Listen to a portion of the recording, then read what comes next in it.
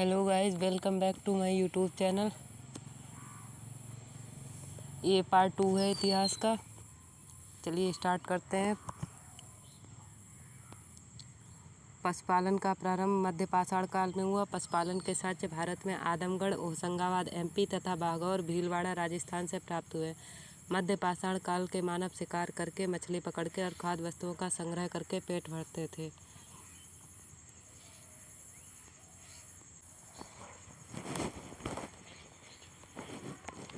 मध्य प्रदेश के रायसेन जिले में स्थित मध्य प्रदेश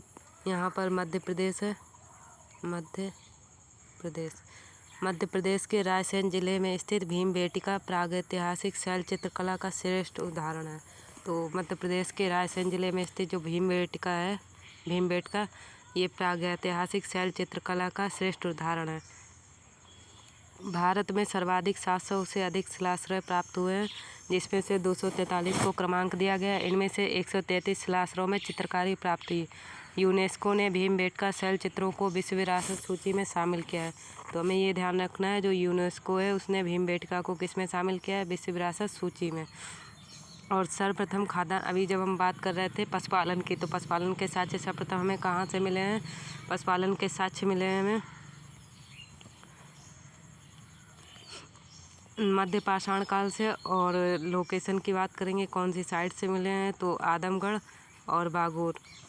खाद्यान्नों का उत्पादन किस काल से प्रारंभ हुआ है? नवपाषाण काल में प्रारंभ हुआ है। खाद्यान्नों का उत्पादन नवपाषाण काल में प्रारंभ हुआ। इसी काल में गेहूं की कृषि प्रारंभ हुई। नवीनतम खोजों के आधार पर भारतीय उपमहाद्वीप में प्राचीनतम कृषि साक्ष्य वाला उत्तर प्रदेश के संत कबीर नगर जिले में स्थित लहुरा देव है। तो उत्तर प्रदेश के संत कबीर नगर जिले में स्थित क्या है? लहुरा देव। यहाँ से 9000 ईसा पूर्व से 7000 ईसा पूर्व मध्य के चावल के साक्ष्य प्राप्त हुए। उल्लेखनीय है कि इस नवीनतम खोज के पूर्व भारतीय उपमहाद्वीप का प्राचीनतम कृषि साक्ष्य वाला स्थल मेहरगढ़ पाकिस्तान के बलूचिस्तान में स्थित है। यहाँ से 7000 ईसा पूर्व के गेहूं के साक्ष्य मिले हैं, जबकि प्राचीनतम चावल के साक्ष्य वाला स्थल कोल्डी हवा।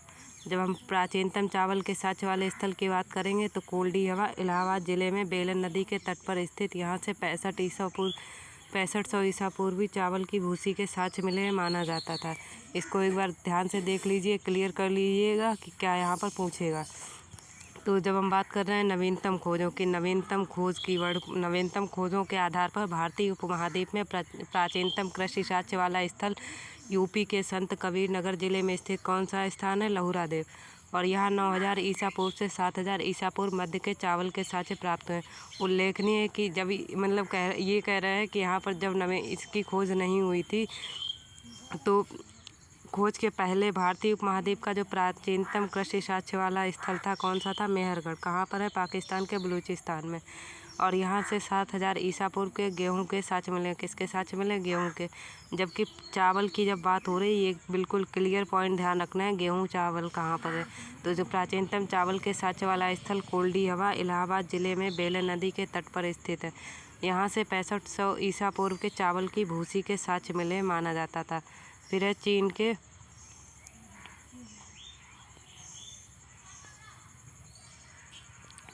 के यांगत्जी नदी घाटी क्षेत्र में लगभग 7000 ईसा पूर्व चावल उगाया गया। मक्का लगभग 6000 ईसा पूर्व का प्रथम साक्ष्य कहाँ से लिखा है? माँ मक्का, माँ मैक्सिको। और चावल कहाँ पर है? तो चीन के यांगत्जी नदी घाटी क्षेत्र में। बाजरा 5500 ईसा पूर्व। ये सारे ईयर वैसे अभी तक पूछे नहीं गए, हमें नहीं लगता इसको याद करना चाहिए, केवल एक रीडिंग कर लीजिए। बाजरा 5500 ईसा पूर्व चीन में हुआ था।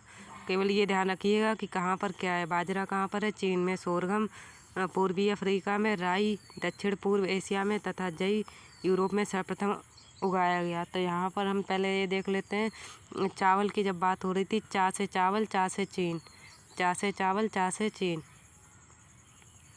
चा से चावल, चा से चीन। फिर दूसरा हमने बोला है मक्का। मक्का कहाँ मिल रही है? मैक्सिको में। मक्का मैक्सिको, मैक्सिको याद रखिएगा, मक्का मैक्सिको, मक्का मैक्सिको।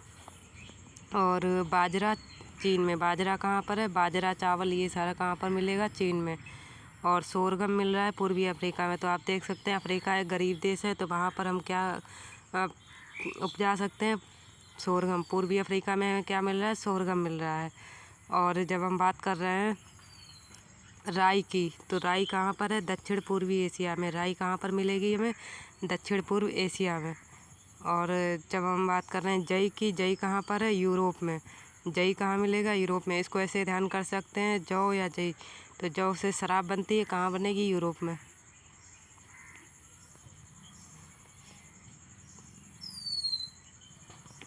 मेहरगढ़ से पाषाण संस्कृति से लेकर, ये पॉइंट बिल्कुल क्लियर ध्यान रखना है कि पाषाण संस्कृति से लेकर हड़प्पा सभ्यता तक के सांस्कृतिक अवशेष प्राप्त हुए हैं। तो मेहरगढ़ से पाषाण संस्कृति से लेकर हड़प्पा सभ्यता तक के सांस्कृतिक अवशेष प्राप्त हुए हैं। मानव कंकाल के साथ कुत्ते का कंकाल बुर्ज होम जम्मू कश्मीर से प्राप्त हुआ है।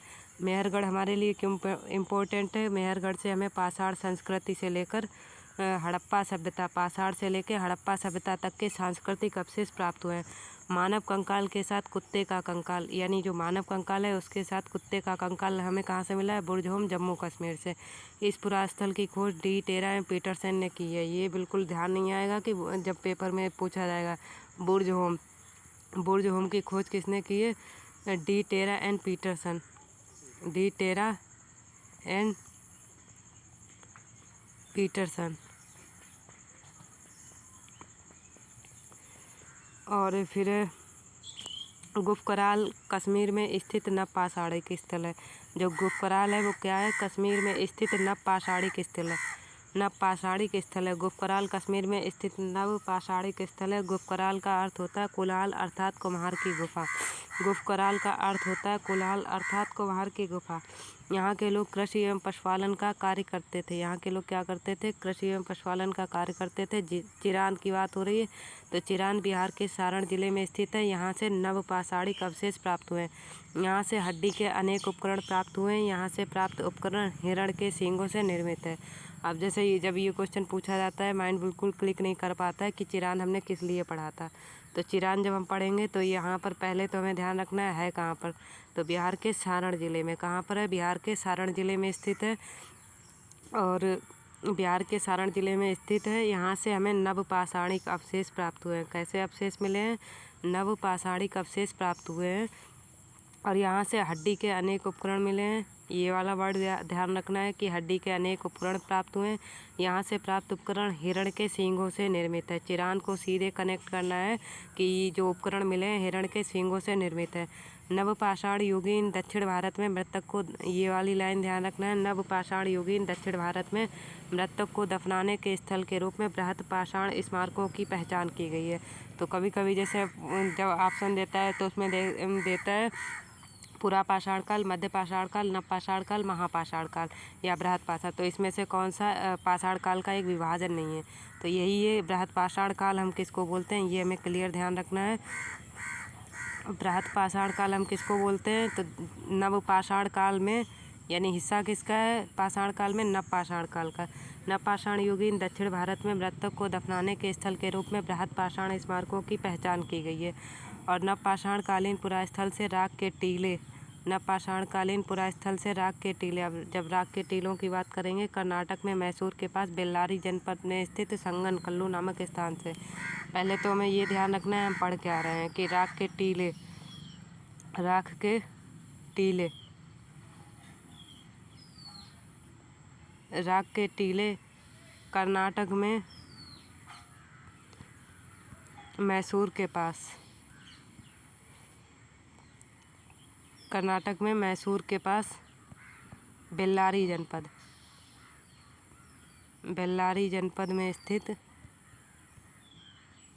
संगनकल्लू। आप अगर नहीं क्लिक कर पा रहे हैं तो सीधे ध्यान रखिएगा कि राख के टीले हमें संगनकल्लू से मिले हैं। कहाँ से मिले हैं, संगनकल्लू। संगनकल्लू अगर नहीं क्लिक हो रहा है तो मैसूर में जाइए, और मैसूर के पास कौन सा जनपद है, बेल्लारी।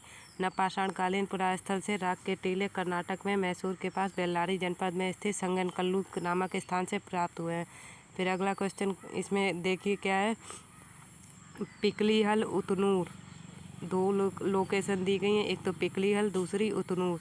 पिकलीहल, उतनूर आदि स्थलों से भी राख के टीले मिले हैं। तो जब नवपाषाण काल में बात करेंगे राख के टीले हमें कहाँ से मिल रहे हैं, एक तो हमने संगनकल्लू पढ़ा है, कहाँ पर संगनकल्लू, और दूसरा हम पढ़ रहे हैं लोकेशन पिकलीहल, तीसरा लोकेशन है उतनूर आदि स्थलों से भी राख के टीले मिले हैं। ये राख के टीले नवपाषाण युगीन पशुपालक समुदायों के मौसमी शिविरों के जलीय अवशेष हैं। तो यहाँ पर ये बता रहा है कि जो राख के टीले नवपाषाण युगीन पशुपालक समुदायों के मौसमी शिविरों के जलीय अवशेष हैं। और आग का उपयोग, आग का आविष्कार तो पुरापाषाण काल में हो गया था। यहाँ पर बात हो रही है आविष्कार और पुरा उपयोग की, आग की। तो आविष्कार कब हुआ था, आविष्कार हुआ था पुरापाषाण काल में। कब हुआ है,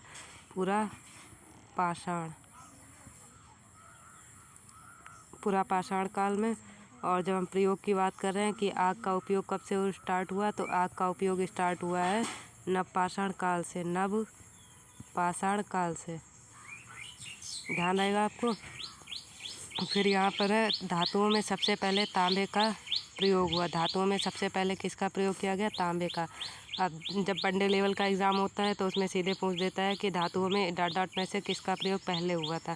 धातुओं में सबसे पहले प्रयोग तांबे का हुआ था। इस चरण में पत्थर एवं तांबे के उपकरणों का साथ साथ प्रयोग जारी रहा। तो इस चरण में पत्थर एवं तांबे के, पत्थर भी ऐड करना है प्लस क्या है, तांबे के उपकरणों का साथ साथ प्रयोग जारी रहा। इसी कारण हम इसे ताम्रपाषाणिक संस्कृत कैल्कोलिथिक कल्चर कहा जाता है। किस नाम से जानते हैं, कैल्को की। यहाँ पर आपको बिल्कुल क्लियर वर्ड ध्यान रखने हैं, कैल्कोलिथिक कल्चर, कैल्कोलिथिक कल्चर।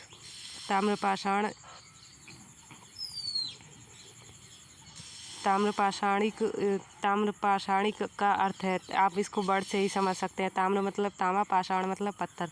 तो पत्थर एवं तांबे के प्रयोग की व्यवस्था। भारत में ताम्रपाषाण युग की बस्तियाँ, आपको लोकेशन बिल्कुल क्लियर मैप में रिवाइज करनी है। जब जैसे हम राजस्थान देख रहे हैं तो राजस्थान में कौन सा एरिया लेना है, दक्षिण पूर्वी राजस्थान। जैसे ये हो गया तो राजस्थान हमने ये पूरा बना लिया, लेकिन राजस्थान में कौन सा एरिया है, दक्षिण पूर्वी। ये हमारा क्या हो गया, दक्षिण हो गया, और ये हमारा पूरब हो गया। तो यहाँ पर दक्षिण पूर्वी राजस्थान, कौन सा एरिया, दक्षिण पूर्वी राजस्थान। और आगे दक्षिण पूर्वी राजस्थान, पश्चिमी एमपी। एमपी का कौन सा पार्ट है, वेस्टर्न एरिया, यानी पश्चिमी एमपी, पश्चिमी महाराष्ट्र यानी वेस्टर्न महाराष्ट्र। और दक्षिण पूर्वी भारत की बात कर रहे हैं, दक्षिण पूर्वी भारत, दक्षिण पूर्वी भारत। इसको रीजनिंग के मेथड से याद कीजिए, जल्दी याद हो जाएगा कि राजस्थान में दक्षिण पूर्वी राजस्थान, पश्चिमी मध्य प्रदेश, पश्चिमी महाराष्ट्र तथा दक्षिण पूर्वी भारत में पाई गई है।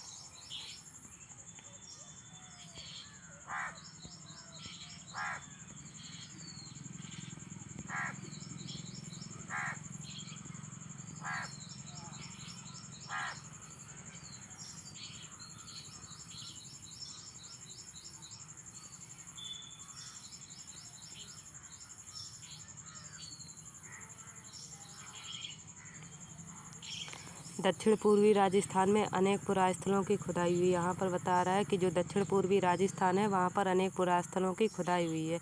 अब ये मुख्य कौन कौन से, एक तो आहाड़ हो गया, दूसरा बालाथल, तीसरा बागोर। बागोर अभी हमने मध्य पाषाण काल में भी पढ़ा था। ओजियाना एवं गुलुंद, ओजियाना एवं गुलुंद। तो आहाड़, इसको एक बार रिपीट कर लीजिए, कौन कौन सी लोकेशन, दक्षिण पूर्वी राजस्थान में। जैसे पेपर में जब ज़्यादा हार्ड बनाएगा तो लिख देगा दक्षिण पश्चिम, तो दक्षिण पश्चिम राजस्थान नहीं है, पश्चिमी एमपी पढ़ा था हमने। और पश्चिमी महाराष्ट्र। दक्षिण पूर्वी राजस्थान में अनेक पुरास्थलों की खुदाई हुई है। ये आहाड़, बालाथल, बागोर, ओजियाना एवं गुलुंद। आहाड़, बालाथल, बागोर, ओजियाना एवं गुलुंद। ये पुरास्थल बनास घाटी में स्थित है। कहाँ पर स्थित है, बनास घाटी में। जैसे उत्तर प्रदेश में जब आते हैं तो कौन सी घाटी है, बेलन घाटी है। और बनास घाटी में स्थित होने के कारण इसे बनास संस्कृति भी कहते हैं। तो पेपर में जब क्वेश्चन चेंज करता है तो उसका पैटर्न ये रहता है, हो सकता है ये पूछ दे कि इसमें से कौन सा बनास संस्कृति में शामिल नहीं है। आहाड़, बालाथल, बागोर, ओजियाना एवं गिलुंद। आहाड़ का प्राचीन नाम ताम्बती अर्थात तांबा वाली जगह है। गिलुंद बालाथल, ओजियाना में घरों को चार दीवारी से घेरा गया है। ये दो लोकेशन क्यों हमें क्लियर रखनी है, गिलुंद बालाथल में क्या कार्य हो रहा है, 3 गिलुंद, बालाथल, ओजियाना। आपने ये शायद नाम नहीं सुने होंगे ध्यान से। आहाड़, बालाथल, बागोर, ओजियाना एवं गिलुंद। गिलुंद, बालाथल, ओजियाना में घरों को चार दीवारी से घेरा गया है। आहाड़ के पास गिलुंद में मिट्टी की इमारतें बनी हैं, किंतु कहीं कहीं पक्की भी। अब जैसे जब हम बता रहे हैं कि आहाड़ आहड़ के पास गिलुंद में मिट्टी की इमारतें बनी हैं, किंतु कहीं कहीं पक्की ईंटें भी लगी हैं। गिलुंद में तांबे के टुकड़े मिले। अगर पेपर में आता है कि तांबे के टुकड़े कहाँ से मिले हैं, तो तांबे के टुकड़े हमें मिले हैं गिलुंद से। तांबे के टुकड़े कहाँ से मिल रहे हैं? गिलुंद। तांबे के टुकड़े गिलुंद। पहले तो चारों लोकेशन क्लियर करनी है कि बनास संस्कृति हम पढ़ रहे हैं। जब माइंड मैप बनाना, ये नहीं किताब में ही इसको मैप बना दिया। माइंड मैप ये है बनास संस्कृति। तो बनास संस्कृति में हमने टोटल 5 लोकेशंस पढ़ी थी। एक पढ़ी थी आहड़। क्या पढ़ी थी? आहड़। दूसरी हमने पढ़ी है बालाथल। हम पढ़ रहे हैं बालाथल। और तीसरी लोकेशन है बागोर, जहाँ पर हम मध्य पाषाण काल में पशुपालन के साक्ष्य मिले थे।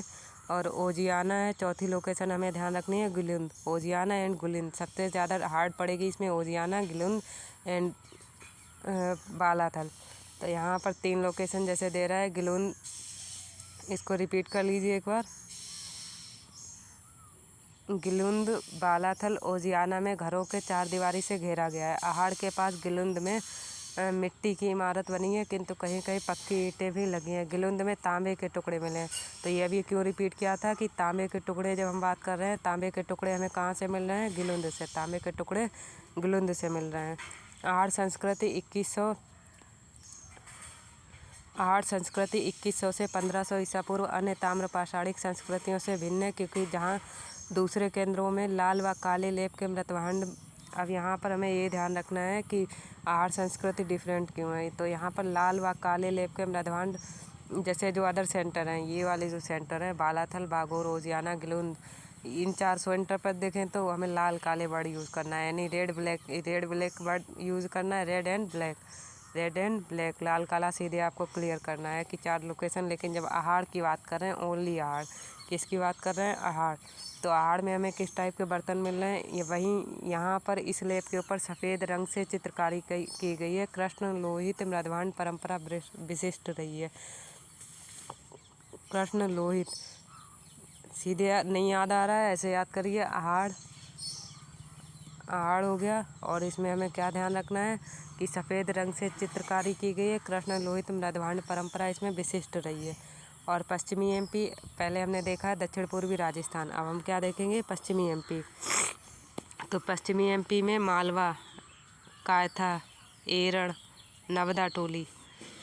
उस जो हमने दक्षिण पूर्वी राजस्थान देखा था तो उसमें 5 लोकेशंस देखी थी। अब पश्चिमी एमपी में हम देखेंगे 4 लोकेशन। कौन कौन से देख रहे हैं? मालवा, कायथा, एरड़, नवदा टोली,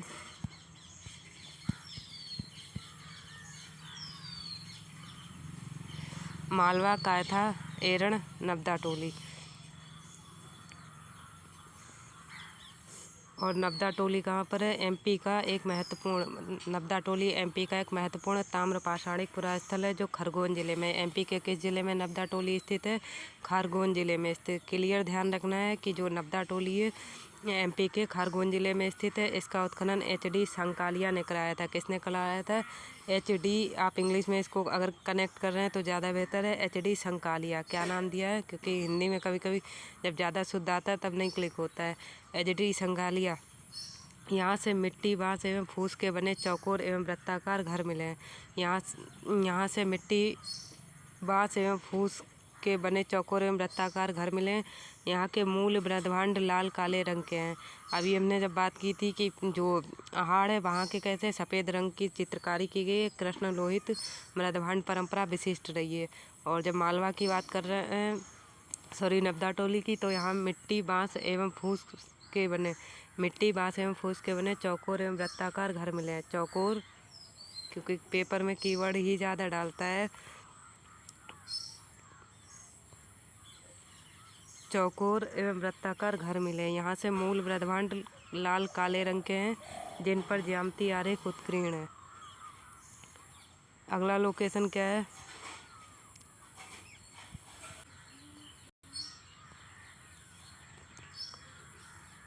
कायथा संस्कृति जो किसकी समकालीन बता रहा है, हड़प्पा संस्कृति की कनिष्ठ समकालीन है।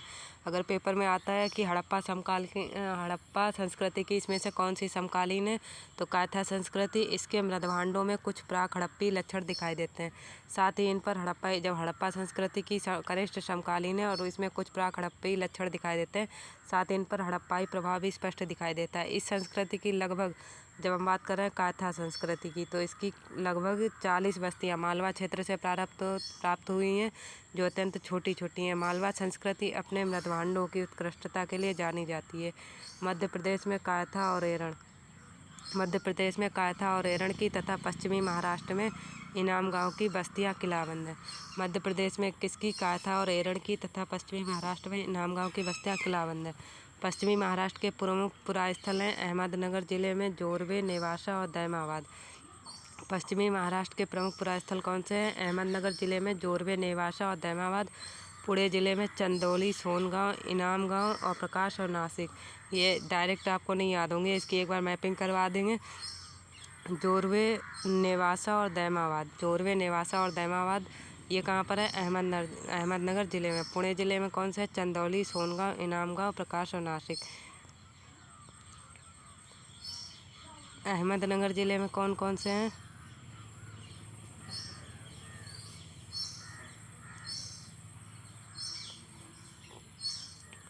अहमदनगर जिले में जोरवे, नेवासा और दैमाबाद 3 लोकेशन है। पुणे जिले में चंदौली, सोनगांव, इनाम गांव, प्रकाश और नासिक। पुणे 5 लोकेशन है। चंदौली है, सोनगांव है, इनाम गांव है, प्रकाश है, नासिक।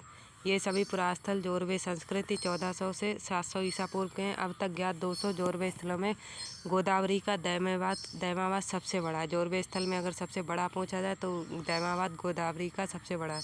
यह लगभग 20 हेक्टेयर में फैला है, जिसमें लगभग 4000 लोग रह सकते हैं। नेवासा या जोरवे संस्कृति स्थल से पटसन का साक्ष्य प्राप्त हुआ है। नेवासा जोरवे संस्कृति स्थल से पटसन का साक्ष्य प्राप्त हुआ है। टोटीदार पात्र परंपरा, ये जो बता रहा है टोटीदार पात्र परंपरा जोरवे संस्कृति की विशिष्ट पहचान है। महाराष्ट्र की ताम्रपाषाणकालीन संस्कृति जोरवे संस्कृति के नेवासा, दैमाबाद, चंदौली, इनाम गांव। नेवासा, दैमाबाद, चंदौली, इनाम गांव आदि पुरास्थलों में मृतकों को अस्थि कलश में रखकर उत्तर से दक्षिण दिशा में घरों के फर्श के नीचे दफनाए जाने के साक्ष्य प्राप्त हुए हैं। एक बार इसको क्लिक करिएगा कि नेवासा सभी जो अभी हमने अहमदनगर जिले और पुणे जिले में लोकेशन जो देखी, उसमें से सभी पुरास्थल जोरवे संस्कृति से संबंधित है। और अब तक ज्ञात 200 जोरवे स्थलों में गोदावरी का दैमाबाद सबसे बड़ा है। ये लगभग 20 हेक्टेयर में फैला है, जिसमें लगभग 4000 लोग रह सकते हैं। नेवासा जोरवे संस्कृति स्थल से पटसन का साक्ष्य प्राप्त हुआ है। टोटीदार पात्र परंपरा जोरवे संस्कृति की विशिष्ट पहचान है।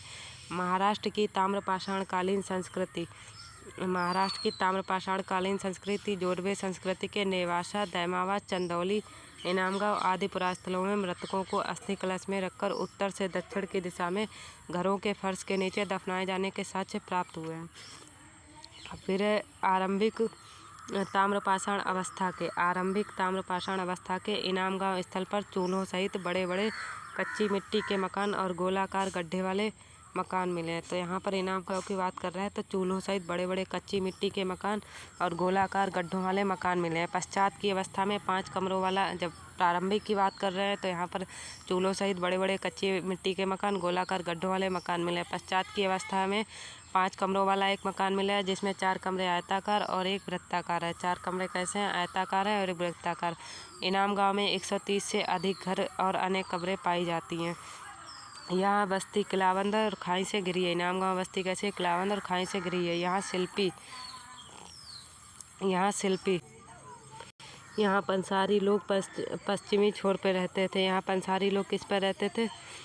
पश्चिम छोर पे रहते थे, जबकि सरदार प्रायः केंद्र स्थल में रहता था। यहाँ से अन्नागार भी मिला है। पूर्वी भारत में गंगा तटवर्ती चिरान के अलावा पश्चिम बंगाल के बर्धमान जिले के पांडु राजाडीबी और बीरभूम जिले में महिषदल उल्लेखनीय ताम्रकालीन स्थल है। कुछ अन्य पुरास्थल जहाँ खुदाई हुई है वे हैं बिहार में सेनुवार, सोनपुर और ताराडी तथा पूर्वी यूपी में खैराडी और नरहन। बिहार, महाराष्ट्र और एमपी में रहने वाले लोग टोटी वाले जलपात्र, गोड़ीदार तस्तरियाँ और गोड़ीदार कटोरे बनाते थे। इसको एक बार फिर रिवाइज कीजिएगा कि पूर्वी भारत में ये इनाम गाँव की बात हो रही थी। इनाम गाँव पंसारी लोग पश्चिम छोर पे रहते थे, जबकि सरदार प्रायः केंद्र स्थल में रहता था। यहाँ से अन्नागार भी मिला है।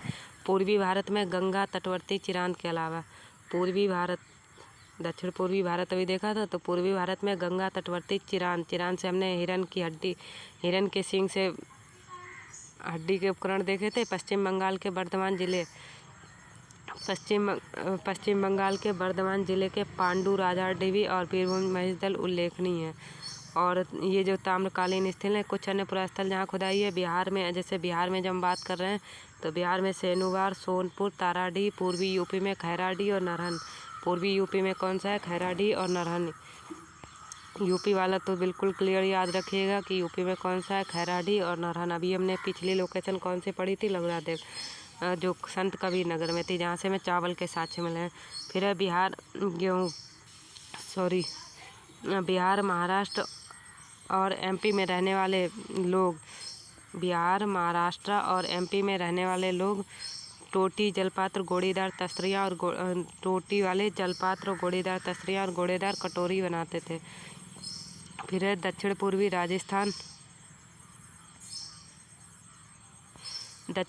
राजस्थान, पश्चिमी एमपी, पश्चिमी महाराष्ट्र अन्यत्र रहने वाले ताम्रपाषाण युग के लोग मवेशी पालन और कृषि करते थे। दक्षिण पूर्वी राजस्थान, पश्चिमी एमपी, पश्चिमी महाराष्ट्र और अन्यत्र रहने वाले ताम्रपाषाण युग के लोग मवेशी पालन और कृषि करते थे। वे गाय, भेड़, बकरी और भैंस रखते थे और हिरण का शिकार भी करते थे। यहाँ से ऊँट के अवशेष प्राप्त हुए।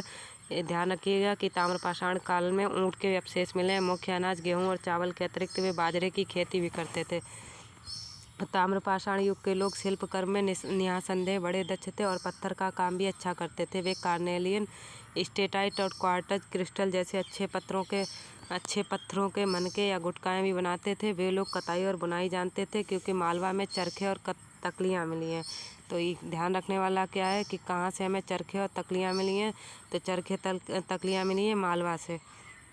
महाराष्ट्र में कपास, सन और सेमल की रुई के बने धागे मिले। ये पेपर में पूछा गया है कि कपास के साक्ष्य कहाँ से मिले। तो महाराष्ट्र में कपास, सन और सेमल की रुई के बने धागे भी मिले हैं। इनाम गांव में हम बता रहे हैं, तो इनाम गांव में कुंभकार, धातुकार, हाथी दांत के शिल्पी, चूना बनाने वाले और खिलौने की मिट्टी की मूर्ति, टेराकोटा बनाने वाले कारीगर भी दिखाई। नहीं याद है तो सीधे कारीगर से कनेक्ट कर दीजिएगा कि इनाम गांव में कुंभकार, कुंभकार भी एक कारीगर है, धातुकार, हाथी दांत के शिल्पी, चूना बनाने वाले और खिलौने की मिट्टी की मूर्ति, टेराकोटा बनाने वाले कारीगर भी दिखाई देते हैं। इनाम गांव में मातृ देवी की प्रतिमा मिली है, जो पश्चिमी एशिया में पाई जाने वाली ऐसी प्रतिमा के प्रतिरूप है। मालवा और राजस्थान में मिली रूढ़ शैली से बनी मिट्टी की, मालवा और राजस्थान दो लोकेशंस हैं, मालवा और राजस्थान में मिली रूढ़ शैली से बनी मिट्टी की वृषभ मूर्तिकाएं यह सूचित करती हैं कि वृषभ साण धार्मिक पंथ का प्रतीक था। पश्चिमी महाराष्ट्र की चंदौली और नेवासा बस्तियों में कुछ बच्चों के गले में तांबे के मनकों का हार बनाकर उन्हें दफनाया गया, जबकि अन्य बच्चों की कब्रों में सामान के तौर पर कुछ बर्तन मिले हैं। तो इसमें हमें क्या ध्यान रखना है कि जो चंदौली और नेवासा दो लोकेशंस है, चंदौली एंड नेवासा, चंदौली एंड नेवासा।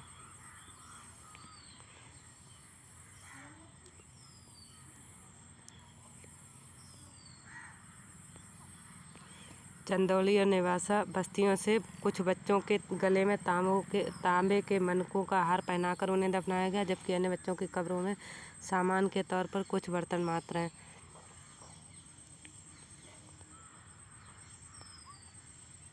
हाँ,